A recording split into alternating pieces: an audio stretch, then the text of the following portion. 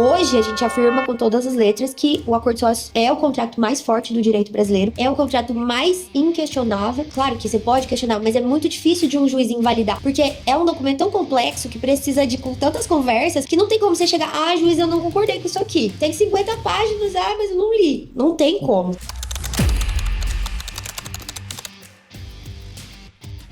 As pessoas me falam, mas Malu, é injusto eu responder por uma dívida que o meu sócio foi lá e criou. Mas esse é o risco de ter sócio. Por isso que você tem que confiar no seu sócio. Né? É um casamento um pouquinho pior, né? E por isso que é importante a gente criar critérios de desempate no acordo de sócio. Porque o contrato social é um documento público. Então a gente não quer colocar um monte de coisa lá pra todo mundo ficar sabendo. As regras, elas têm que ser entre os sócios. Então a gente põe lá no acordo de sócios. Então, caso eu fale que quero comprar máquina, você não quer, a gente coloca lá, a gente vai chamar um terceiro, uma pessoa que entenda dessa máquina para dar uma opinião técnica, ou uma pessoa do financeiro para ver se o nosso orçamento comporta, adquirir esse bem agora. Então a gente vai criando critérios para que no dia a dia isso vire um manual mesmo dentro da empresa.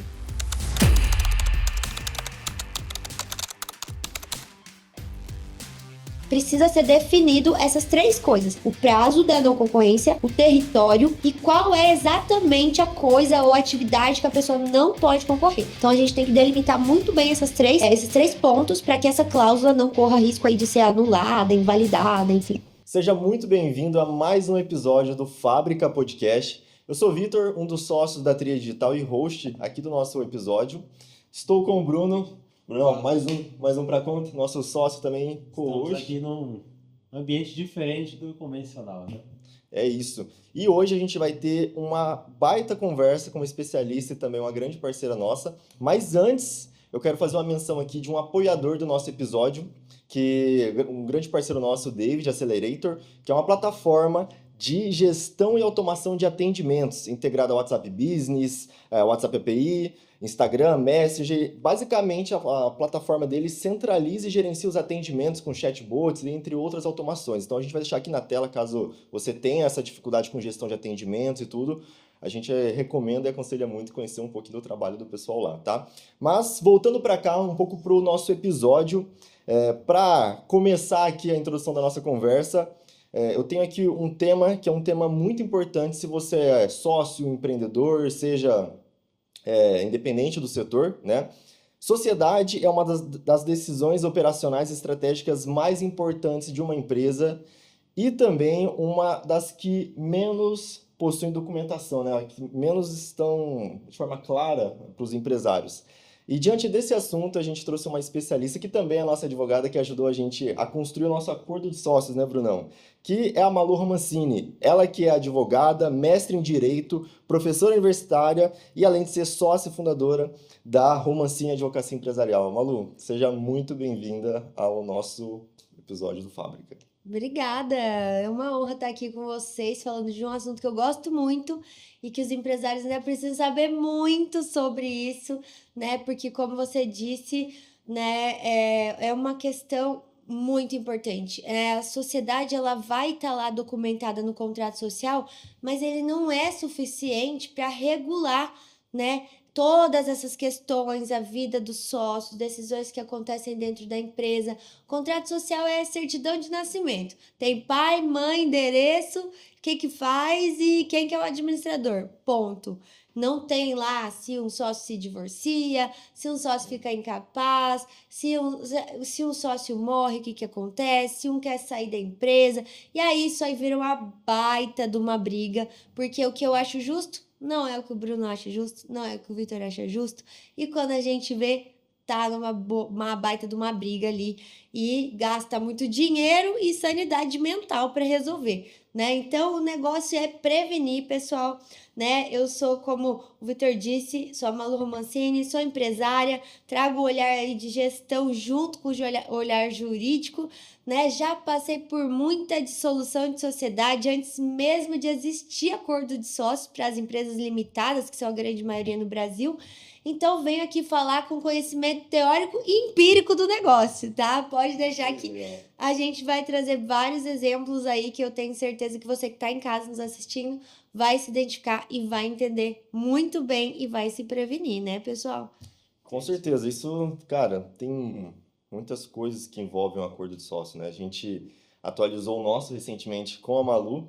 Então, por incrível que pareça, era algo para ser meio que uma das principais coisas quando começa uma empresa, né? Só O que básico, né, o que a gente ali. estava conversando até aqui antes existem muitas empresas no mercado com décadas, né, de mercado que às vezes não tem algo muito claro.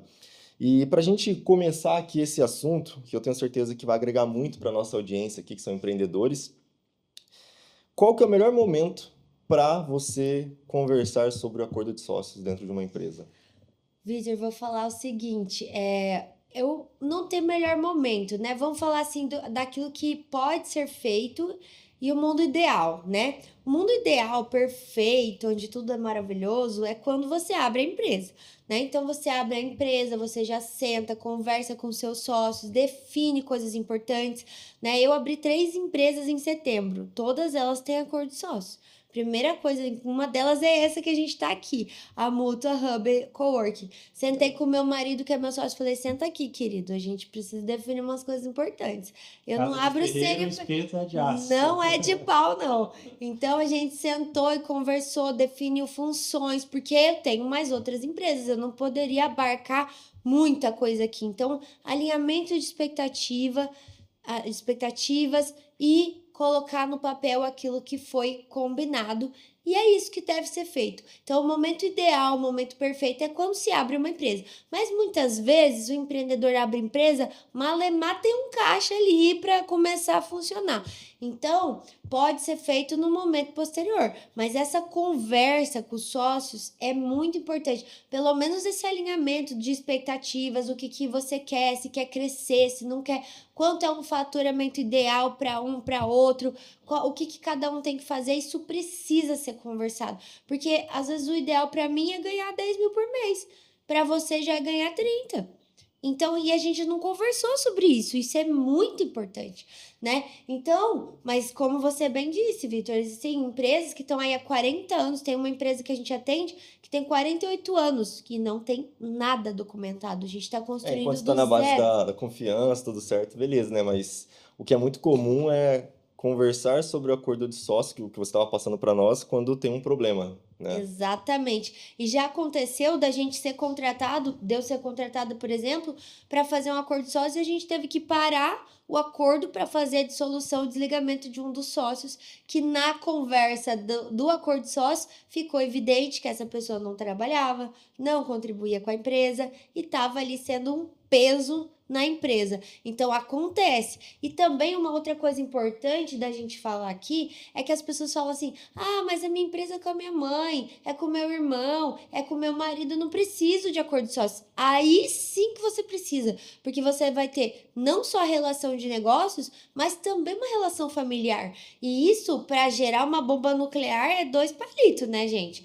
Então, aí sim que tem que ser feito. Eu disse para vocês, o meu sócio daqui é meu marido. Então, a gente sentou e falou, tá, e se a gente se divorciar? O que a gente vai fazer? Quem vai ter preferência na compra? Como que a gente vai fazer essa venda? Quanto vai ser o valor da empresa? Qual é a fórmula que a gente vai aplicar? Porque se a gente não decidir, cai na lei, São que esses é... assuntos delicados que muitas vezes as pessoas evitam conversar sobre possível morte, Sim. divórcio, enfim, mas É muito importante, é essencial, eu diria. Porque, gente, falar de morte não vai fazer você morrer mais cedo. Falar de divórcio não vai fazer você se divorciar. Então, é uma questão de costume, é uma questão da gente se acostumar a lidar com assuntos difíceis antes que eles venham, porque quando eles vierem, a gente vai ter um caminho a seguir, claro que todo mundo concordou. Então, não tem por que não falar sobre isso. Por isso que quando a empresa está começando, quando ela não está faturando muito, é o momento ideal para fazer. Porque às vezes, quando você já está há muitos anos no mercado, você já está com muita coisa engasgada, você já está com problemas maiores que já tem algum tipo de desentendimento. Então, é mais difícil construir um documento onde vai trazer regras daquela empresa quando já não tá tudo bem, né? Então, o ideal é que esteja tudo bem. Pode ser no começo, pode ser no meio, pode ser daqui 10 anos de empresa, 20 anos, mas se estiver tudo bem, não tem problema, a gente consegue construir um bom documento que vai ser um guia para a resolução aí de problemas e desafios dentro da empresa. Eu acho até interessante que a gente está com 5 anos de grupo, né? E só agora a gente veio fazer. Mas a gente acabou não fazendo por uma falta de conhecimento que esse documento Sim. existia, né? Então, até Muito comum um contrato social na maior parte das o vezes. contrato Sim. social vai resolver tudo, mas não resolve de fato, né? Que nem você falou, o contrato Não social resolve. é muito superficial, não entra a fundo em nenhum tópico. Sim. Então, eu acredito que a partir do momento que as pessoas começam a ter a consciência, e às vezes a gente está falando de situações extremas, né? E se alguém morrer, e se alguém separar, e se alguém sair de sociedade? Mas muitas coisas que nós conversamos para fazer esse contrato, no dia a dia da empresa ajuda muito também, né? A Ajuda questão de muito. função, a questão de distribuição de lucro, a questão de para onde nós queremos ir, entender. Então é sentar e ter essa conversa mesmo, né? Então Exato. todas aquelas nossas reuniões juntos, né, com todo mundo, ajuda a entender e a unificar também a sociedade, né, as pessoas. Com Porque certeza. não é só no caso extremo, mas em um caso básico ali do dia a dia, como Sim. tomar decisão, quem toma, que às vezes gera muito conflito, tá ali no contrato social, a gente já sabe as regras, né? Tem um ponto também sobre isso que até foi algo que aconteceu entre nós, né? Muitas vezes quando você começa a conversar sobre as funções de cada um, você vê que, pô, talvez você seria muito mais estratégico e muito mais produtivo em uma área que você está atuando pouco dentro da Sim. operação, né? Com certeza. Até uma pergunta que eu ia te fazer, Malu, sobre, por exemplo, empresas tradicionais que você normalmente atende, os clientes. Sim. Como que é a divisão, como que o pessoal conversa para tomar essa decisão de entre funções com os sócios? É muito comum, tipo, na hora da conversa, um mudar de função ou não? Como que seria isso? Vitor, quando as empresas estão bem consolidadas, o papel ele tá mais claro na cabeça dos sócios, na maioria das vezes, né? Mas existem pontos, por exemplo, essa empresa de 48 anos que eu falei que eu estou atendendo, eles acabaram mudando a função, porque perceberam nas conversas que a gente teve, né? Porque são muitas reuniões até a gente alinhar todos os pontos, né? E definir. Eu digo que o contrato é 5% do trabalho, né? Tem toda a construção anterior. Eles perceberam que funcionava melhor, porque um deles tinha uma habilidade melhor de lidar com pessoas. Então, o outro sócio estava cuidando de demissões, contratações, e não estava funcionando visivelmente. Então, na conversa, a gente percebeu e eu direcionei, dei uma sugestão de que eles tentassem encaixar de uma forma diferente essa função. Então, ficou com aquele sócio que tem mais essa habilidade com pessoas, esse contato mais próximo, e quando for algo mais grave, uma demissão, uma contratação mais estratégica, fica com outro sócio que daí ele já é mais estratégico. Então acontece sim de mudar a função, acontece de sócio perceber que ele não tem mais função na empresa. Isso aí... Isso é muito delicado, porque existem casos que o sócio ele não tem mais função e ele de fato não está contribuindo com a empresa, e aí pode ser um caso de desligamento. E existe um caso que eu atendi recentemente, semana passada, que o sócio quis se desligar da operação, mas a gente construiu um conselho consultivo com ele, então as decisões estratégicas ele permanece contribuindo, porque a experiência dele de 20 anos de negócio, você não pode jogar fora, né? Porque vem um gestor novo, cheio de ideias novas. Então a gente teve que fazer uma sistemática para casar aquilo que era tradicional e que funcionava até hoje com o novo gestor que estava assumindo, né? E casar tudo isso ali e colocar isso no papel. Você acha que tem alguma diferença, por exemplo, você citou, às vezes a gente encontra que um sócio não é mais tão funcional ali dentro. É muito comum quando são sócios que vieram posteriormente, ou às vezes o próprio fundador também, porque tem isso, né? Às vezes o fundador cria a empresa, monta a equipe, a empresa começa a rodar, chega um certo momento que ele já é, não inútil, né? Inútil é uma palavra forte, mas já está acontecendo sem ele. Sim. Tem alguma relação que você encontra? Primeiro ponto importante, Vitor, não é obrigação do sócio trabalhar na empresa. Isso não está em lugar nenhum na lei. Isso é definido no acordo de sócios. Por isso que é muito importante. Então, se eu me comprometi a ser sócia do Guilherme aqui no coworking, mas eu falei, eu não vou trabalhar. Eu vou ser estratégica, eu vou atuar na parte comercial, que é o que eu vou vender uma coisa, eu vendo outra, né? Agora, eu não tenho como ficar atendendo, eu não tenho como vir aqui nos eventos, recepcionar as pessoas, eu não tenho condições, eu tenho as minhas outras empresas, né? Eu fico 100% na Romancini. Então, primeiro ponto muito importante, o sócio não é obrigado a trabalhar. Isso está no combinado. Então, se eu quero ser sócia investidora e eu não quero trabalhar em nenhum momento, e eu não quero também fazer parte de um conselho, tá tudo bem. porque não é obrigação do sócio trabalhar, entende? Desde que esteja acordado. Desde que esteja acordado. Mas o que acontece muito? A pessoa vem pra mim e fala: ai, Malu, meu sócio não faz nada, ele não trabalha, não aparece na empresa, não sei o que, não sei o que. Tá, mas qual era o combinado? Ah, o combinado é que ele fosse lá, trabalhasse. Mas onde tá escrito isso? É que aí que Em entra a nenhum questão lugar. de distribuição de lucros e prolabore também, né? O prolabore, ele Exatamente. está atrelado ao sócio que trabalha, executa a função. Exatamente. Bem observado. Então, as pessoas confundem muito essas duas figuras, né? O prolabore, ele é o salário, né, do sócio que trabalha. Então, o sócio que trabalha, ele tem que receber uma remuneração para isso. Porque senão ele vai viver do quê? De vento, de luz? Não dá, né? Então, o sócio que trabalha, ele recebe o prolabore. Já o sócio investidor, o sócio que não tá ali na mão na massa, ele recebe os lucros conforme a distribuição de lucros. E aí, como vai ser a distribuição de lucro? Outro assunto que a gente trata no acordo de sócios, porque, via de regra, pela lei, ela é feita uma vez no ano, quando fecha o balanço anual. Porém, quanto vai distribuir? 10%? 20%? 100%? Isso está muito ligado ao planejamento estratégico da empresa, né? Porque, Com às vezes, certeza. em certo tempo, a empresa ela está muito focada em reinvestir para ganhar mais mercado, aumentar seu share ali de Sim. participação. E aí entra, né? Será que todos os sócios estão de É, acordo com isso isso? que eu ia puxar, né? Então, eu acredito que são reflexões que são trazidas durante a conversa de Com acordo de certeza. sócios, né? Porque se metade dos sócios tem uma mentalidade de um pouco mais estabilidade, de certa forma, né? Sim. Só que outros estão, tipo, vendo a oportunidade no mercado e querem reinvestir para ganhar aquela participação, aí que entra o conflito. Sim. Quando tem esse conflito, como que normalmente você trata disso na conversa com os clientes? Olha, Vitor, já tratei uns conflitos bem pesados, Então a gente tem cabeludos que aqui, abaixar viu? um pouco a Malu psicóloga. Quando a gente é advogado, a gente é meio psicólogo, meio advogado, não tem jeito, né? Porque não chega ninguém.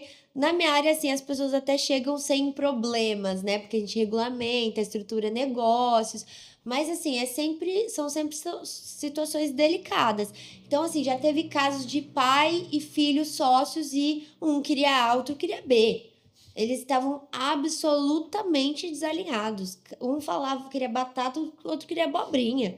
Não tinha condição nenhuma. O que aconteceu? A gente estava fazendo uma reunião perto do Natal, era tipo dia 12 de dezembro, assim, já faz alguns anos.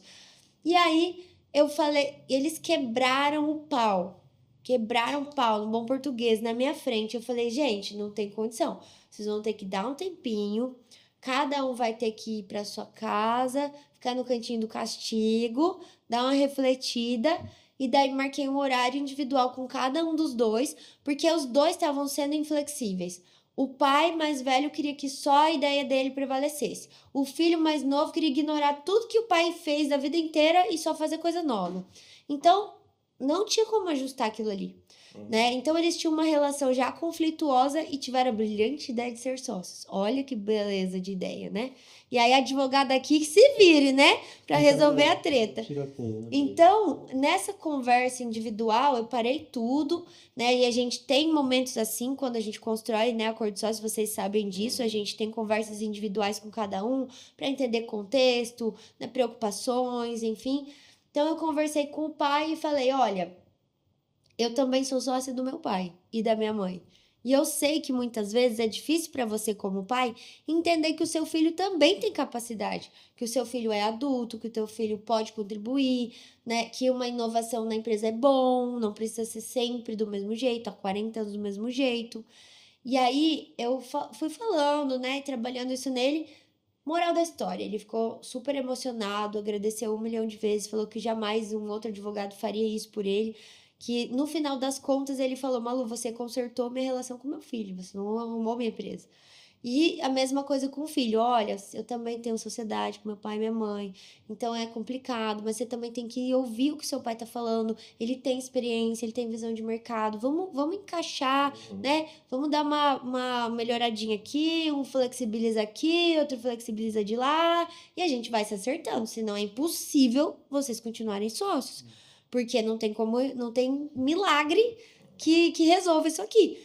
E aí deu tudo certo, a gente conseguiu, deu um tempo, né? Passando o novo, Natal, depois a gente retomou e deu tudo certo. Mas realmente é um desafio. Nem sempre os interesses estão na mesma página, né? Às vezes a gente tem uma situação que é problemática, a gente vai ter que abordar. Esse caso mesmo do sócio que eu te falei que estava se afastando da operação, a gente teve que ver até quando ele receberia remuneração, se ele, por acaso, quisesse voltar para a operação, se ele teria a vaga dele ou não, como seria a aprovação desse retorno. Então, são questões que vão sendo desenhadas nessas reuniões e a gente tem que ir dando sugestões. E por isso que é importante contratar alguém que seja especialista nisso. Porque a pessoa que não é especializado é a mesma coisa que você tá com dor no rim e no cardiologista, né, gente? Você não vai fazer isso, né? Na advocacia é a mesma coisa. E não só procurar um especialista, a Romancini, ela faz isso, só isso. Há 13 anos a gente faz só isso. Contratos, negociações, estruturação de negócios, né? E organização da empresa e do patrimônio. Então, é importante você ter alguém que realmente sabe o que está fazendo. Porque se a pessoa dá uma sugestão errada, é a sua empresa que vai pro ralo depois. Não é o advogado que vai ter problema, é você que vai ter o problema. Piora, né? Essa questão de pai e filho que você citou, bom, a gente atende muitas indústrias na tríade. E a indústria, ela é um tipo de negócio muito tradicional, né? Diferente quando, às vezes, é tecnologia, coisa do tipo. A indústria, normalmente, ela tem muitos anos, né? Sim. Hoje, para você abrir uma indústria, não é algo tão simples. Então, por maior parte das vezes, são empresas mais antigas. E, assim, eu acho que dos clientes que a gente tem, que eu lembro, a gente tem clientes que se dão muito bem, assim, pelo que nós vemos, né? Porém, um ponto que eu vejo que seja um fator importantíssimo para isso é cada um ter um cargo diferente, né? Assim como a gente já teve clientes que às vezes, tipo, tanto o pai como o filho tomam a mesma decisão, só que conforme a disponibilidade de um ou de outro, Aham, quando um tem muito claro o cargo do outro, até onde vai um outro, né? sim. Eu vejo que isso é fundamental. Tem algo também que uma vez um cliente falou para nós, que é ele e o filho dele que são sócios, né? Uhum. Eles têm uma delimitação até onde também um pode tomar decisão do outro, até que ponto precisa consultar o outro. Sim. Então, eu acho que isso evita muitos conflitos. E normalmente os conflitos surgem por conta disso, né? certeza. Da duplicidade ali, às vezes, de decisões ou coisas do tipo. Sim. Mas, É muito importante, é bom, e eu tenho também clientes, né, que eu tô contando os casos caóticos Aham. aqui, né? Mas a gente tem também clientes que se dão super bem, que tem tudo organizado, tudo alinhado. Mas a gente, questão, pessoal. vocês, gente. por exemplo, A gente é um case, exatamente, não deram nada de trabalho. Mas o problema é, isso daqui não é só feito para os sócios, é feito para terceiros, é feito para quando vocês não estiverem aqui, né? É feito por um caso de divórcio, Deus o livre, tomara que ninguém se divorcie, mas vai que, né? É feito para uma sucessão. Então, por exemplo, esse pai e esse filho se dão super bem, eles têm entre eles definido muito bem a função de cada um.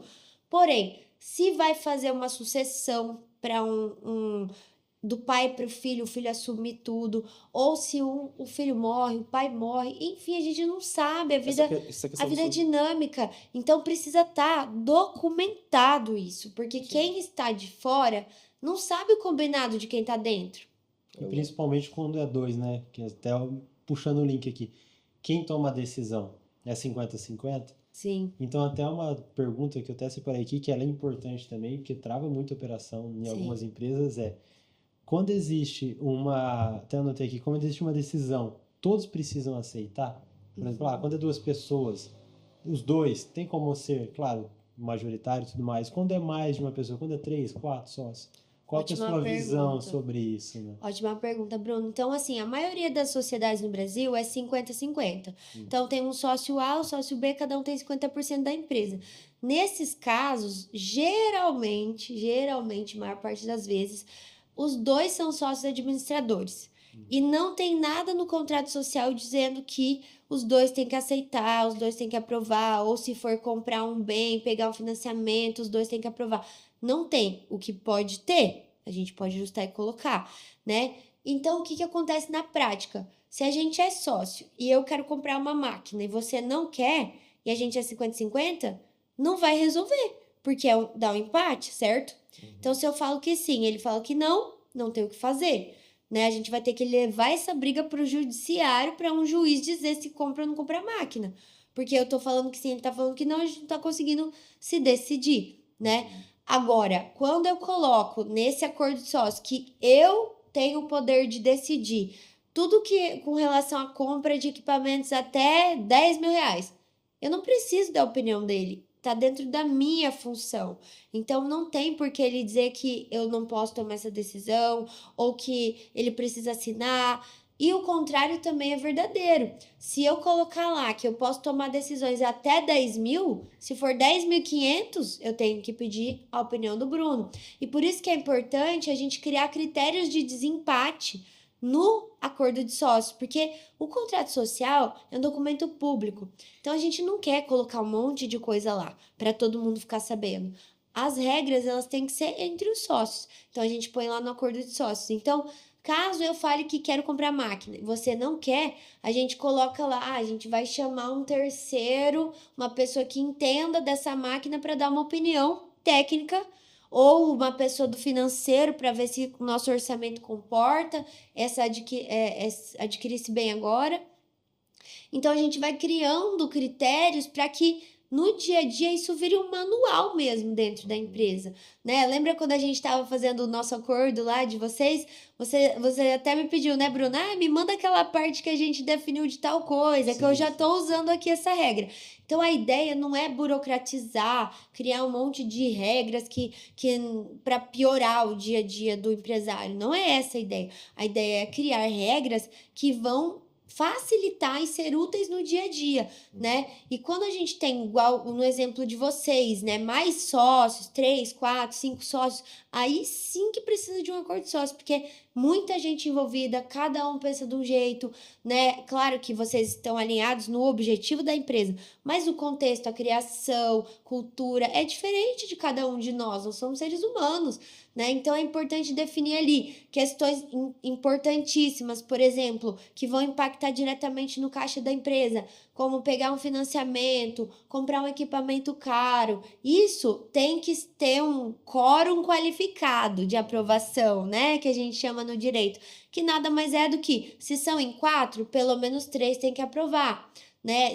Ou se é uma questão de um financiamento, eu penso, minha sugestão é que todos os sócios concordem, porque se der um problema e a empresa não puder arcar, isso pode respingar na pessoa física e todo mundo que está naquele barco vai sofrer as consequências. Então, decisões financeiras importantes precisam de um quórum maior e mais gente concordando, porque se der merda, né, num bom português, isso daí vai respingar em todo mundo. E aí as pessoas me falam, mas Malu, é injusto eu responder por uma dívida que o meu sócio foi lá e criou.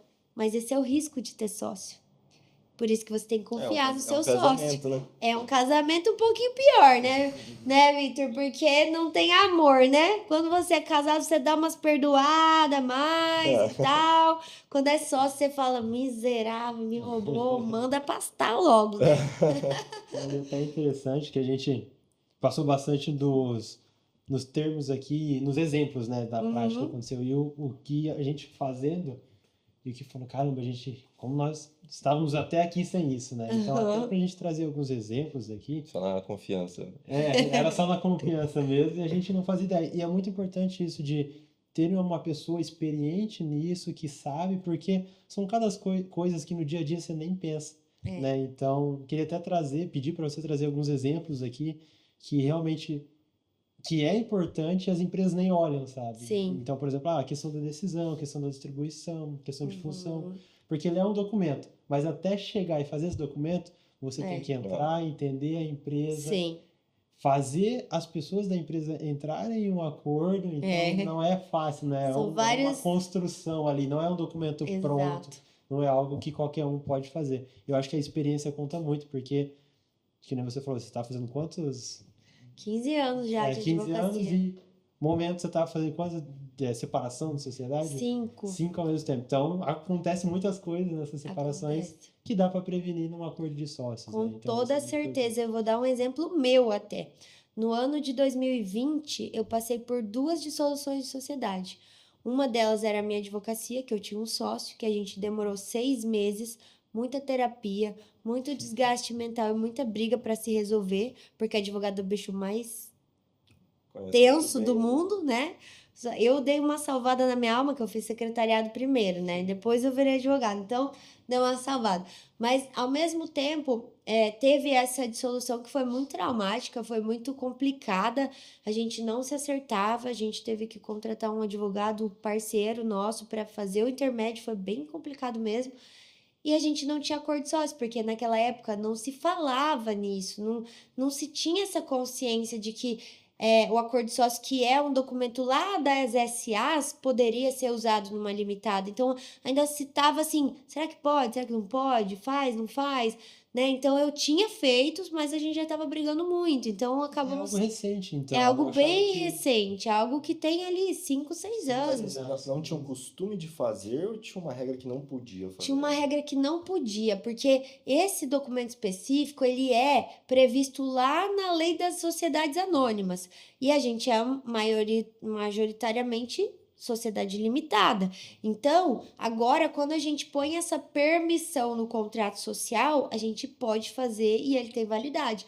Mas isso foi... Tudo no direito demora para ser constituído, para a gente entender as consequências. Então, até que isso se consolidasse como algo 100% válido, 100% eficaz, que ninguém vai questionar, demorou um tempo, né? No direito nada é rápido, né? Uhum. Então, naquela época, como eu já tinha a sociedade há muito tempo, a gente não tinha isso. E aí, na outra sociedade que era recente, primeira coisa, falou, não, vamos sentar aqui, vamos fazer o documento. Literalmente, a segunda sociedade demorou 15 minutos para ser dissolvida. Porque a gente sentou, a gente leu, beleza, eu vou ficar com a empresa, então eu vou te pagar tanto, tantas vezes, Esse é o valor da e empresa, acabou. né? Porque é uma das dores também, o valuation, quanto que cobra, vai ser Exatamente. pelo patrimônio, vai ser pelo que está no contrato social. Uma dúvida só sobre isso, que Uhum. era algo que eu não sabia. Você falou que não podia ter o contrato social, mas não tinha Acordo nada... de sócio. O acordo de sócios. Não tinha nada que, sei lá, substituía um Nada. contrato mais particular entre um e outro que poderia Nada. valer nada. Nada, nada, nada. As pessoas estavam fazendo acordos de sócio, porém ele não tinha uma validade 100% confirmada pelo Se judiciário. chegasse a ir numa... Se fosse para uma briga, poderia falar, Não ia não valer de sei nada. se isso aqui vai valer. Poderia ter questionamento. Hoje, a gente afirma com todas as letras que o acordo de sócio é o contrato mais forte do direito brasileiro, é o contrato mais inquestionável. Claro que você pode questionar, mas é muito difícil de um juiz invalidar, porque é um documento tão complexo que precisa de tantas conversas que não tem como você chegar, juiz, eu não concordei com isso aqui. Tem 50 páginas, mas eu não li. Não tem como. Não pega esse argumento, né? Então, ele é um contrato muito, muito forte. O que pode acontecer é ter alguma cláusula que vá contra a lei. Aí sim, o juiz vai invalidar. Mas se os sócios definiram, se não tem algo que na lei que proíba, é 100% válido. Inclusive, essa é a maravilha do direito empresarial, né? Tudo aquilo que não é proibido é permitido. Mas também é uma faca de 2 gumes, né? Se você não souber o que você está fazendo, você pode fazer uma grande besteira. Então, você faz um contrato com umas cláusulas péssimas ali, que eu já peguei também, né? Acordo de sócio de 2 páginas. Então, o que você resolve em 2 páginas? Nada. E tinha coisas ali muito ruins, como, por exemplo, um valuation nada a ver com nada, nada a ver com o ramo da empresa. Então, se a pessoa fosse sair ou vender a empresa, ela ia ser muito prejudicada naquela situação. Aí a gente refez todo o contrato, né? Já peguei acordo de sócio sem valuation. Então, assim... É uma parte muito importante você determinar qual vai ser a forma de avaliar o seu negócio. Porque ninguém melhor do que o próprio dono do negócio para dizer quanto ele vale, certo? Normalmente, essa questão de valores que você citou, normalmente quais são os formatos mais conhecidos de fazer esse cálculo? Você também faz isso? Não? Vitor, esse é um cálculo muito específico, né? Então, eu não sou contadora, eu não faço o cálculo em si. O que eu faço é sugerir, né? Alguns tipos de cálculo que vão ser mais adequados do que aquilo que está na lei. Porque se a gente não define qual é a forma de avaliar, a gente cai na resposta do preguiçoso, que eu gosto de dizer que é a lei. a lei ela é federal, ela é igual para quem está no Paraná, no Pará, na Bahia, no Rio Grande do Sul, e às vezes os nossos costumes não são os mesmos, as nossas formas de vender uma empresa no mercado não é o mesmo, não são os mesmos fatores que são considerados. Então, nada melhor do que você, como dono do negócio, para definir qual é a forma que vai ser avaliado o negócio. Porque se você não definir, vai cair na lei. E a lei fala o quê? Que é pelo balanço patrimonial. E muitas vezes o balanço patrimonial não reflete nem a realidade da empresa, nem o faturamento da empresa, que, né, não vamos falar de sonegação, né, mas às vezes acontece, e não reflete, não tá lá os bens que a empresa tem, os equipamentos, né, todo o know-how, a A marca, marca, né? O valor da não marca tá lá. principalmente. Então, isso tudo não é levado em consideração. Se não tiver acordo de sócio, se for para uma briga judicial, for para uma dissolução, né, igual as que eu tô fazendo, o meu modo de trabalhar é sempre tentar o acordo, porque eu acho que nós somos seres humanos maiores, vacinados e capazes de decidir a própria vida, certo? Então, eu sempre tento definir a própria vida com as partes envolvidas. Caso não seja possível, a gente vai ter que ir para o judiciário. E lá, o juiz vai analisar balanço patrimonial. Ativo, passivo, sinal de mais, sinal de menos. É isso que o seu negócio vale. Então, numa perspectiva mais realista, a gente vai ter outros métodos de avaliar. A gente tem fluxo de caixa descontado, que eu também não gosto muito, porque eu acho que é uma avaliação meio inflada, né? Porque você projeta 5 anos. Projetar é contar com o ovo lá no, né, da galinha. Segundo, eu penso assim, porque Mas no Brasil? ainda mais no Brasil que a gente não tem previsibilidade, a gente não tem segurança econômica, a gente tem crise política atrás de crise econômica, atrás de crise de não sei o quê. Então não tem Junta como a tudo. gente basear a avaliação num negócio em projeção de 5 anos, na minha opinião, tá? Eu acho que a gente pode fazer para ter uma base e a gente pode olhar para uma avaliação de mercado, por exemplo. Então, se vocês fossem vender a tríade hoje, por quanto vocês conseguiriam no mercado? E a gente tentar encontrar uma fórmula que reflita isso, né? Geração de caixa, né? Quanto que o investidor que comprou a tríade, quanto é o tempo que ele vai ter para ter o ROI dele. Então, isso são fatores que a gente precisa analisar para tirar da regra geral, que é balanço patrimonial, que não é boa para ninguém. Vamos falar a verdade, né? Sim. Exato. Eu quero recapitular um tema que vai um pouco de encontro com o que a gente estava falando um pouco antes, sobre quando tem dois sócios, sobre decisões, que é basicamente como que você aproveita esse tempo do acordo de sócios para desenhar a governança da empresa. Maravilha. O acordo de sócios, ele é o começo da governança. Então, todas essas regrinhas, a pessoa fala governança, compliance, nada mais é do que organizar a casa Uhum. e criar regras, né? Criar regras e não no sentido de burocratizar, mas no sentido de alinhar e colocar no papel regras que já existem, mas não estão escritas em lugar nenhum. Então, a governança, ela vem já com o acordo de sócio. Então, ali a gente vai criar regras de votação, a gente vai criar regras de aprovação, a gente pode criar regra de contratação, né, de incapacidade, enfim, diversas regras. Isso já vai criar uma sistemática de governança inicial na empresa, que é organizar a casa. Porque eu gosto de dizer que aqui no Brasil a gente é meio doido, né? A gente dá certo por Deus, a gente é muito amador. A gente vai lá e faz o negócio, daí começa a dar Depois certo. E beleza, é o nosso jeitão. A gente troca a roda do carro com o carro andando. E tá tudo bem. Só que a gente não pode continuar fazendo isso. Se o nosso negócio deu certo, a gente precisa buscar conhecimento e a gente precisa se profissionalizar. Organizar a casa minimamente com documentos-chave, como o acordo de sócios, para que a gente tenha segurança para crescer. Porque tendo uma base forte e segurança jurídica é documento, não é outra coisa, é documento, você consegue ir muito mais longe, né? E se tiver uma dor de barriga no caminho, também já tem o caminho ali de como resolver, já tem o remédio da dor de barriga ali no contrato. É realmente algo que traz a segurança, né? E o acordo, realmente, que é o nome. E também ajuda você no começo da sua governança da empresa, né? Então isso é Com muito bom. certeza. E até se você puder trazer alguns exemplos do que normalmente acontece e o que mais acontece. Só alguns exemplos mesmo de... Sim, vamos lá então. Vamos para os causos de família.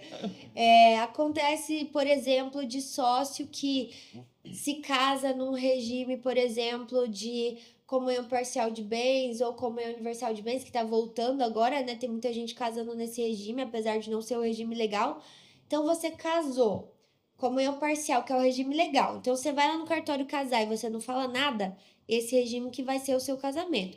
O parcial. O parcial. Então, o que que acontece? O cartorário fala assim, ó, o que tiver depois daí é dos dois, o que tiver antes é de um, é do outro. Mas não é bem assim, porque o lucro do mês que vem, ele não existe ainda. Então, é dos dois. Então, mas por que que eu tô falando isso? Porque se eu casei hoje e abrir minha empresa amanhã, o meu marido é sócio dessa empresa, de forma indireta, e ninguém pensa nisso, né? Então já aconteceu aqui no escritório, por exemplo, de o marido se divorciar e a esposa querer assumir a administração da empresa, porque ela também é sócia. E aí ele ia lá de manhã na empresa e dava uma ordem, ela ia lá de tarde e dava outra ordem. E os funcionários começaram a ficar confusos, porque eles estavam totalmente desalinhados, um queria A, outro queria B, e aí vira aquela confusão. No fim do dia, o gerente saiu porque não aguentou a pressão, os funcionários estavam mais perdidos que cego em tiroteio, e vira aquela beleza. E aí, para resolver, a gente teve que resolver o divórcio dele para poder resolver a questão da empresa. Então, coisas do nosso dia a dia, né? Divórcio, né? Por exemplo, também uma questão de um financiamento, um desalinhamento de planejamento estratégico, isso tudo reflete lá diretamente na empresa, no dia a dia, e você pode acabar perdendo gente muito importante por causa desse tipo de confusão que não foi pensada antes, né? E principalmente a top 1, assim, problema é de solução de sociedade, porque acho que eu não me lembro o dado estatístico agora, mas pouquíssimas empresas sobrevivem aos 5 anos. E a top 2 de causas de fechamento de empresa é briga de sócios. Então, briga de sócios por quê? Porque não sentou, não conversou sobre esses pontos, não fez os alinhamentos, um prometeu que ia fazer uma coisa, daí não tá fazendo, daí não tem nenhum documento para cobrar do outro, porque não é obrigação do sócio trabalhar. E aí, como é que você vai exigir? Então, o principal ponto é divórcio e briga de sócio, porque se você não senta e não conversa de coisas difíceis e não coloca no papel aquilo que é combinado, até por uma questão de alinhamento, porque se você não fala pra mim o que você quer que eu faça, pode ser que eu não entenda, Sim. né? É uma questão de comunicação também, é uma questão de trazer uma clareza na função, uma clareza do que eu espero do outro. Porque ninguém aqui tem bola de cristal, que até onde eu sei, né? Então, não tem como imaginar o que o Bruno tá querendo que eu faça na nossa empresa e vice-versa. Então, isso é muito importante porque às vezes a má comunicação ou a falta de comunicação é o que gera a briga. E a briga vai cair lá no valuation pelo balanço, porque não tem um acordo de sócios. E Quem tá aí, ficando vai querer pagar menos, quem tá saindo vai querer vender por mais, vai superfaturar. vira aquela briga de quanto vale a empresa, e se não se acertar, vai ter que ir para o judiciário. Aí vai expor a empresa, porque o processo é público, vai gastar dinheiro com advogado, vai gastar saúde mental. Então, acho que o maior ganho de Mais ter um fácil acordo arrumar antes, sócio, hein? muito melhor. Prevenir É melhor que seguro de carro. Né? Exatamente. Exatamente, infinitamente Bruno. melhor. É uma excelente analogia. Vamos pensar aqui no acordo de sócio como o seguro do carro da sua empresa. verdade. Tomara que nunca precise, mas pouco se melhor ainda, precisar, pouco tá é ali. verdade. E até algumas situações que acontecem no fim que gera essa briga, né? É a questão de quanto cada um vai receber ou vai pagar, quem tá ficando, quanto vai pagar para as pessoas, forma de como pagamento, vai pagar. exatamente, forma de pagamento, vai ser à vista, vai ser parcelado, vai ser em 24 meses, vai ser em 12 meses. Sim. Então tudo isso é muito importante, né? Então Isso vocês coloca entram- antes no acordo Exato. sócio. Isso. Vocês entram detalhadamente no que tem que ser feito E Pra como gerar, ser no feito. final, Exatamente. Por isso que é um manual mesmo, prático, né? sim. Do que fazer. Porque o pagamento, Bruno, se a gente não colocar, é à vista em 60 dias. Então, você imagina um sócio de 50% sair da empresa e Empresa você ter que grande. pagar para ele a parte dele em 60 dias à vista. Pode ser que a empresa quebre, pode ser que a empresa não tenha esse caixa, porque a empresa vale mais do que o giro ali do mês, enfim, não sei. Pode ser que você pagar uma quantia dessa inviabilize completamente a operação de uma indústria, por exemplo. Então, é importantíssimo criar não só o como avaliar, mas o como pagar também esse valor, né? É. Até eu ia fazer um comentário aqui. Ô, Bruno, a gente já saiu da estatística dos Dos 5 5 anos, hein? anos É, já. aí, ó, pronto. E aí, Estamos aí estamos com com um 5 acordo. anos e 6 meses, Tô ó. no lucro já. Ô, Malu, até para pegar aqui o link do assunto que você trouxe, que a top 2 é a questão do. Não a top 2, mas a questão da comunhão de bens, né? Então, tem muita dúvida em relação a isso. Tem. O contrato social não, o acordo de sócios, ele vale mais do que o contrato do casamento, que é um contrato, né? Vamos dizer assim, qual que é, até onde ele vai, só para explicar para a galera, Quando Tá. o a gente sócio já. é marido e mulher, você fala. Isso. Casado. Ou É. não, por exemplo, eu sou casado, e aí até onde vai, né? O que o acordo de sócios pode prevenir, o que não pode, porque é uma dúvida de muita gente, né? Sim, sim. É maior, Excelente. não é? É uma dúvida bem comum, Bruno. E assim, para isso a gente precisa entrar nos regimes de casamento, né? A gente tem 3 mais utilizados. O regime legal, que é o comunhão parcial. Então, por exemplo, eu vou dar o meu exemplo. Eu tinha romance, eu já tenho advocacia há quase 15 anos. Então, eu abri a minha empresa e eu casei depois. Se eu tivesse casado em comunhão parcial de bens, o meu marido não seria sócio por tabela, digamos assim, da minha advocacia, porque ela veio antes. Porém, ele tem participação nos lucros que ela dá hoje, porque o lucro de hoje dá hoje, não dá 15 anos atrás. E isso ninguém explica para você quando você vai casar. É muito raro, a não ser que a pessoa faça uma consulta com o advogado e se intere desse assunto. Então, a comunhão parcial, nesse exemplo que eu dei, é assim que funciona. Mas se eu caso e depois abro a empresa ela veio depois. Então, o seu cônjuge, ele é sócio de tudo. Da empresa, dos lucros, de tudo, porque veio depois. Apesar dele não estar lá com o nome dele no contrato social, ele é dono de metade de tudo que você tem. Então, pode haver uma briga catastrófica ali, porque é um bem que vai entrar lá na briga do divórcio. Então, os 20, 30, 40% que você tem na empresa é um bem que vai ser dividido lá no divórcio. Então, ela pode falar: eu não quero pagamento, eu quero metade. E a mulher, quando ela quer infernizar, vamos combinar, né? Que ela sabe infernizar. Quando ela não quer resolver, ela não vai resolver. Então, o que o acordo de sócios pode prevenir? Ele pode prevenir a entrada desse cônjuge na empresa. Ninguém tá falando aqui em tirar direito de ninguém, que isso fique bem claro. O que a gente tá falando é impedir que ele entre como sócio. Aí, o que vai acontecer? Essa parte vai ser paga para ele e não deixar que ele entre na empresa, né? Então, o regime legal é assim que funciona. Quando a gente fala do regime de comunhão universal, daí tudo se mistura. Não tem separação do que veio antes, do que veio depois, todo mundo é dono de tudo. É a mesma coisa do inventário. Quando morre lá o vozinho, a avózinha, todo mundo é dono de tudo. Não dá para dizer que o Bruno é dono desse microfone, o Vitor é daquele. Não, por isso que tem um processo de inventário para o juiz dizer quem é dono do quê. Porque todo mundo é dono de tudo ao mesmo tempo e tem que vir alguém e definir. A comunhão universal é a mesma coisa. E os bens da comunhão parcial depois do casamento também caem nessa mesma sistemática. E existe a separação de bens, que daí não mistura nada. Então, o que é no nome de um é de um, o que é no nome de outro é do outro. Ah, mas como que faz para resolver quando o bem é dos dois? Põe no nome dos dois. Então, aquilo que está no nome dos dois é dos dois e ponto final. E aí o acordo de sócios entra para definir essa regra. Não é que o casamento é mais importante ou o acordo de sócios é mais importante, mas existem limitações e a limitação é impedir que o cônjuge entre na empresa, mas ele vai ser pago com relação àquele bem. E, por exemplo, a cada quanto tempo tem que atualizar o acordo de sócios? Porque, por exemplo, quando a gente cria o acordo de sócio, igual pegar o nosso caso, vieram todos os sócios, a gente conversou sobre a função de cada um e tudo, beleza.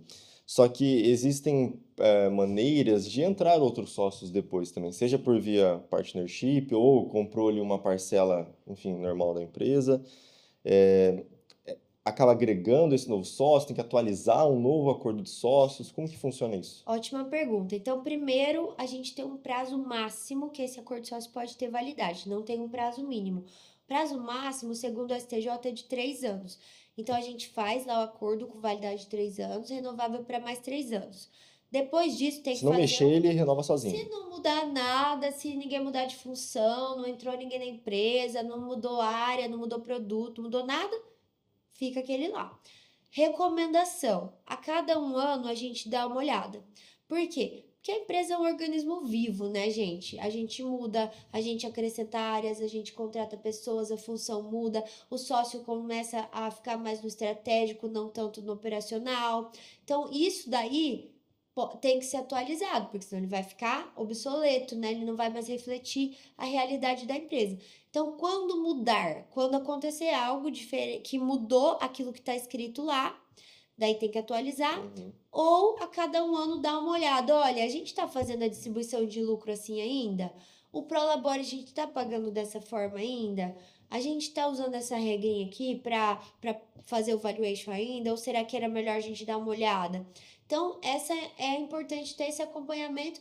Minha recomendação é que cada 1 ano faça uma reunião com o advogado que fez, dá uma lida, dá uma olhada, ver se precisa atualizar alguma coisa. Se tiver tudo certo, beleza. Se tiver alguma coisinha para atualizar, vai ser um aditivo simples, não vai ser fazer tudo de novo, desde o zero, tudo aquilo lá que a gente precisa fazer para a primeira vez. Eu ia até comentar que eu imagino, né, que eu não sou especialista, mas o acordo ele tem que ser algo que protege quem está ali, só que ao mesmo tempo não afasta as oportunidades, né? Com certeza. Possíveis investidores, coisas do tipo. Então, tem que ser de certa forma algo flexível. Sim.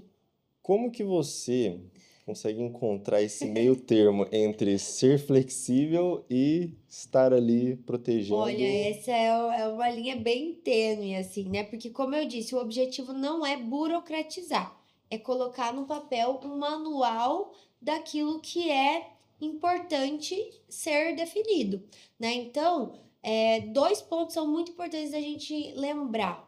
Primeiro, que ele é para proteger a empresa e não o interesse de cada sócio, tá? Então, isso é o Perfeito. ponto principal. E segundo ponto é a gente entender que o acordo de sócio serve para definir ali o dia a dia, como vai ser feito, e para quando não tiver acordo entre os sócios. Então, se tiver previsto lá que o pagamento da saída do sócio é em 24 vezes, mas vocês sentarem e falarem, não, a gente quer pagar em 5, beleza. O acordo é para o caos. Não deu certo, um não tá concordando, dois não Daí estão tem que seguir a concordando. risca o que já Tá escrito ali, entendeu? E o terceiro ponto, adicionando, é a experiência prática. E assim, isso é anos de experiência, observação, resolução de casos, porque o caso que chega para mim hoje, às vezes eu resolvo em 5 minutos, mas eu resolvo em 5 minutos porque eu já resolvi esses casos 100 vezes, Você né? sabe que talvez se falar dessa forma aqui pode ir para esse caminho, se falar que vai para esse caminho, ele pode. Exatamente. Eu imagino que o fato de você falar o que pode acontecer se tomar aquela decisão, o cara ele já pensa assim, não, tá, não quero isso para mim. E o pessoal fala, ai, porque o advogado implanta o caos pra assustar e não sei o quê. Gente, não é isso. Tem gente que faz isso, que exagera, né? Mas a questão é, isso pode acontecer. A top duas causas, né? As duas maiores causas de fechar a empresa é não se atualizar ao mercado e briga de sócio. Isso aí é dado do Sebrae, não sou eu que estou falando. Então, se a gente não sentar e não alinhar, e outro dado também, 90% dos casos que vai parar na Justiça do Trabalho, processo trabalhista, é porque não alinhou, é porque não conversou, é porque fez uma demissão sem educação, sem dignidade da pessoa. Não é porque a pessoa não é porque foi alguma coisa muito grave na empresa, às vezes mas a maioria das vezes é porque não sentou e não conversou, não tratou aquela pessoa com dignidade, não fez um feedback decente com ela. Então é a mesma coisa dos sócios. A briga ela vai acontecer quando não tem alinhamento, quando não sentou, não conversou. Então é basicamente isso, não é implantar o caos, é falar de coisas que realmente podem acontecer. É evitar o caos, É né? Na evitar o verdade, caos, você fala o que exatamente. pode acontecer para evitar, justamente. Não, Exatamente. mas e falando dessa, acho que eu vou fazer uma das últimas perguntas aqui. A gente falou na palavra caos, né? E quando um sócio sai e cria concorrência, como que antes mesmo já tem ali, você pode obrigar a não atender aquele cliente que você atende, que você negocia, tem que trocar de ramo, o outro sócio não pode mais exercer aquela função. Como que funciona a questão de não concorrência quando um sócio Vitor, eu sai? acho que você tá lendo mentes hoje, porque eu acabei de escrever isso aqui para falar que isso é muito importante. É que a gente foi falando sobre isso, eu falei, não, tem um ponto aqui. Ai, mas vamos lá, então, de novo, vamos voltar um pouquinho. Quando a gente está falando de acordo sócio, a gente está falando de direito contratual. No direito contratual, o documento obriga a parte que assinou. E só é obrigado se tiver previsto no contrato. Então, a não concorrência, que é abrir um negócio concorrente, a não solicitação, que é não roubar funcionários, não roubar clientes, né? Da empresa que você saiu, não é uma obrigação se não tiver no contrato. Então, isso é mais um ponto importante. Por que fazer um acordo de sócio? Porque a gente pode prever isso, a não difamação, a confidencialidade, de não sair vazando informação da empresa na imprensa, para terceiros, para parceiros, enfim. Então, essas obrigações de não solicitação, que via de regra é não captar, né, funcionários da empresa, né, e não concorrência, que é não concorrer de nenhuma forma, né, captando clientes, sendo ali, abrindo uma empresa igual na esquina, que acontece, tá, gente? Isso acontece bastante. Isso pode estar previsto e deve estar previsto no acordo de sócios, tá? Mas tem que cuidar com algumas obrigatoriedades para que essa cláusula tenha validade, né? Não posso obrigar, por exemplo, uma pessoa que é designer a não trabalhar como designer, né? Não tem como, porque é o ganha-pão da pessoa, né? Então a gente tem que ter um certo cuidado ao criar uma obrigação dessa, porque a gente não pode impedir que a pessoa trabalhe, né? E ganhe o seu sustento. Mas a gente pode impedir que ela abra uma empresa exatamente igual por um período de tempo, num espaço Mas de isso Aqueles 10 território. anos que você falou, porque, por exemplo, a gente construiu ali o acordo de sócios, beleza, aí a pessoa saiu e está querendo criar exatamente o que a gente faz, que vai interferir diretamente com a operação existente. Depois de 10 anos que venceu aquele acordo de sócio, não tem nenhuma lei mais que proíbe aquela pessoa de fazer aquilo, ou não? Tem um limite de tempo Não, também. o prazo do acordo de sócios é uma coisa, o prazo da não concorrência é outra. Ele vai estar lá na cláusula de não concorrência. Então, o A gente normal pode colocar, de tipo, 20, 30 anos, ou para pode, sempre, mas ou não? não para sempre Para não. sempre não. Mas o comum é que seja de 5 anos, tá? Entendi. De 3 a 5 anos, porque em 3 anos o mercado mudou muito, né? Então, já é uma proteção boa. Mas o padrão é 5 anos, porém, essa cláusula a gente deve moldar o tempo, o espaço, né? O território. É em Maringá, é no Paraná, é no Brasil. E isso tem que ser levado em consideração daí o raio de atuação da empresa, porque se eu só atuo no Paraná e eu quero proibir meu sócio de atuar no Brasil inteiro, isso vai ser flexibilizado por um juiz. Porque se eu não atuo no Maranhão, por que eu quero proibir ele de trabalhar lá? Uhum. Não faz sentido, né? Então, precisa ser definido essas três coisas: o prazo da não concorrência, o território e qual é exatamente a coisa ou atividade que a pessoa não pode concorrer. Então, a gente tem que delimitar muito bem esses três pontos para que essa cláusula não corra risco aí de ser anulada, invalidada, enfim, Sim. Não, certo? faz sentido. Tem um. Por mais que a gente já conversou sobre isso muitas vezes na nossa reunião de acordo de sócios, mas eu tô literalmente, tipo, tirando muitas dúvidas que, cara, faz muito legal mesmo. Tem uma última pergunta que eu quero fazer, que é até o que a gente estava conversando antes, sobre esses termos, né, que tag along, drag along. Explica um pouquinho melhor sobre isso para o pessoal que às vezes não tem muito conhecimento, como que isso se aplica dentro do acordo de sócios. Bora lá. Então, a tag along e a drag along são cláusulas que vieram lá do direito americano e que a gente tem utilizado no direito brasileiro porque fazem sentido em alguns casos, não em todos. Porque agora ficou uma modinha, põe tag along, drag along, nem sabe o que tá falando, né? Não, não é todo caso que faz sentido. Tem que ter sócio majoritário, minoritário, ou tem que ter um bloco de sócios, né, para que faça sentido. Nada mais é do que uma proteção. Uma delas para o sócio majoritário e a outra para o sócio minoritário. Então, o majoritário, quando ele tem, por exemplo, um bloco de sócios, né, no caso de vocês, então, vamos dar um exemplo prático. Chego eu aqui e falo, quero comprar a tríade, mas eu quero comprar só a parte de 2 sócios, não quero comprar dos outros, né? Então, nesse caso, o minoritário, o minoritário, ele pode usar essa proteção para dizer, não, me leva junto, me vende junto, o que está de fora da negociação, porque ele não quer ser meu sócio, ele quer ser sócio de vocês. Então, ele pode invocar essa cláusula para dizer, não, me leva junto nesse negócio que eu não quero ficar aqui sozinho com essa pessoa nova, né? E do outro lado, a proteção do majoritário é chegar eu aqui e falar, eu quero comprar 100% da empresa. E aí um dos sócios fala, minha parte eu não vendo. Não vendo nem por E o decreto. cara tem 5%, por exemplo. E o cara tem 5% e fica travando uma venda ali de um valor considerável muitas vezes.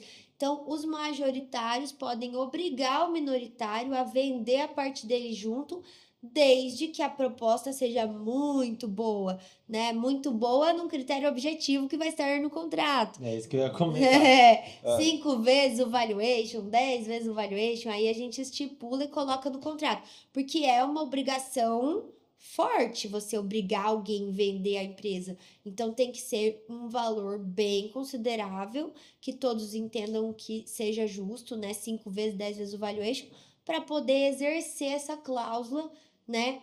Para obrigar o sócio. E do contrário, quando o minoritário exerce, ele exige daí o pagamento pela parte dele, pelo mesmo valor dos demais, né? Claro que por quantidade de cota e tal, mas equivalente, né? Então é isso que serve, para isso que servem essas cláusulas. Na construção do acordo de sócios tipo, não tem como a pessoa querer anular essa regra, né? Algo que Foi acordado. Foi acordado. É isso que eu estava te dizendo para vocês antes. O acordo de sócios, ele é o contrato mais forte hoje, porque é entendido que as pessoas conversaram, discutiram, falaram sobre isso e assinaram. Então não tem por que vir anular se não for algo que vá contra a lei. Se isso foi acordado, está no contrato, inclusive tem uma outra cláusula que a gente põe, que é uma cláusula de mandato. Que é assim, se você assinou isso aqui e daqui a pouco você tá dizendo, não, eu não vou assinar, não concordo mais, o próprio contrato serve como procuração para você assinar por essa pessoa que tá dizendo que não vai cumprir o que combinou. Porque se ela se comprometeu, ela tem que cumprir. E se ela não cumprir, a gente já traz um mecanismo no próprio contrato que vai ser efetivo para cumprir com essa determinação. Então, é muito legal. Então, eu posso pegar esse contrato e pedir para o juiz, assina aqui para mim, porque tem essa cláusula aqui e ele está dizendo que não vai assinar. Pronto, resolvido. Entendi. Se a gente for ficar aqui E, trazendo exemplos, a gente vai longe. Esse podcast, ele poderia ter umas 3 horas. Dá pra fazer parte 2, né? Vai ter que ter uma parte 2, porque Com dúvidas da galera. eu tô com uma outra dúvida aqui, mas eu vou segurar essa pra parte 2, porque vai dar uma conversa boa. Mas, Malu, pra gente partir pro encerramento desse episódio, se você pudesse escolher 5 cláusulas que, na sua experiência, mais evitam brigas, quais vocês escolheriam? Vamos lá. Função do sócio. Ela é a primeira que precisa ser definida. Valuation, forma de pagamento. Precisa ter uma forma de avaliar o negócio e nada melhor que o dono para dizer isso. Terceiro, divórcio. Divórcios acontecem muito e a gente tem que prevenir esse tipo de situação. Quarto, administração quem vai ser o administrador e até que ponto ele pode decidir sem a interferência dos outros ou quais assuntos ele tem que pedir benção para os outros, né? E vamos ver, acho que eu colocaria por último a cláusula da incapacidade, porque a gente nunca espera passar De por acidente, algo. no caso. Acidente, imprevisto. Acidente, AVC, doença grave. Claro que a gente nunca quer ter uma coisa dessa, né? Por isso se chama acidente, né? Foi uma coisa que ninguém previu, né? Uma doença, mas muitas vezes a gente fica descoberto, porque não tem uma previsão. A previsão da lei é, se você ficar incapacitado para o trabalho, você perde INSS. Quem vai viver com salário mínimo? Que empresário vai viver com salário mínimo? Então, é importante a gente prever o que vai ser pago para esse empresário que não está podendo trabalhar no momento. E eu já vivi várias situações bem delicadas nesse ponto também. Então, essas são as mais importantes aí no meu ponto de vista. E o conselho principal, faça acordo de sócio. Se você é pequeno, grande, fatura muito, fatura pouco, tá no começo, tá no meio, tá no fim, tá com 40 anos de casa, não importa. É melhor fazer quando tá tudo bem, né? Faça acordo de sócios Melhor fazer quando tá tudo bem. Mas show de bola. A gente tem um presente para você. Vou pegar aqui. Eba! Malu, aqui, ó, uma lembrancinha para você. Ai, Para você lembrar desse episódio, tá? E tenho certeza que foi um baita aprendizado, hein, cara? Eu particularmente gostei bastante. Olha que a cara. gente... E olha que a gente já fez fez, recentemente, a gente atualizou o nosso recentemente, mas eu gostei bastante. Mas, Malu, obrigado mesmo pelo tempo, tá? E fala um pouquinho das suas redes, como que o pessoal encontra você, seu escritório, pode ficar à vontade. Maravilha. Então, gente, quem gostou desse conteúdo, quer saber muito mais, me segue lá no Instagram, @malu_romancini, CINI. E o Instagram da nossa advocacia é romancini.adv. Lá vai ter muitos conteúdos como esse. Queria agradecer vocês de novo aqui e me coloco à disposição. Se o pessoal gostar, tiver muita dúvida aí, quiser me chamar de novo para a parte 2, fico aí à disposição de vocês para a gente bater mais um papo. Show de bola. E acompanha a Tríade nas redes sociais, o Instagram, @Tríade_digital e o site grupotriadigital.com.br. Nos vemos. Até a próxima. Valeu. Tchau, tchau. A tecnologia dentro das indústrias sempre teve um objetivo: ter um produto excelente.